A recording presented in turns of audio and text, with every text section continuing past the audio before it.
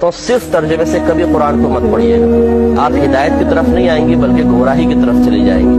خود نہ پڑھو، وہ خود ترجمہ پڑھنے بیٹھ جائے گا نا، ورنہ عام بندہ تو پریشان ہو جائے گا، اور ایسا پریشان ہوگا کہ اللہ نہ کرے کہیں گمراہی میں مبتلا۔ بھائی قرآن اللہ پاک نے اسی لیے اتارا ہے نا کہ اس کے مطابق زندگی گزارو، اور مولوی کیا کہتا ہے یہ قرآن سمجھ میں آنے والی کتاب نہیں ہے؟ بات سمجھ آ رہی کہ نہیں؟ ہاں لعنت تو ہے نا۔ اللہ کہتا ہے کہ وَلَقَدْ يَسَّرْنَا الْقُرْآنَ لِلذِّكْرِ، البتہ تحقیق پکی بات ہے۔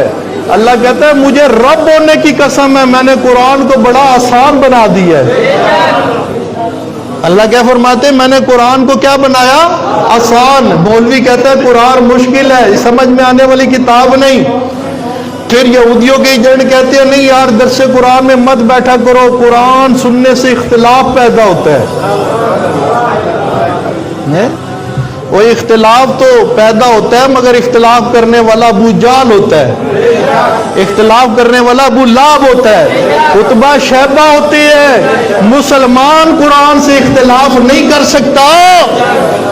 ہاں جو قرآن کو مانتے ہیں رب انہیں ابو بکر سے صدیق بنا دیتا ہے، رب انہیں عمر سے فاروق اعظم بنا دیتے ہیں۔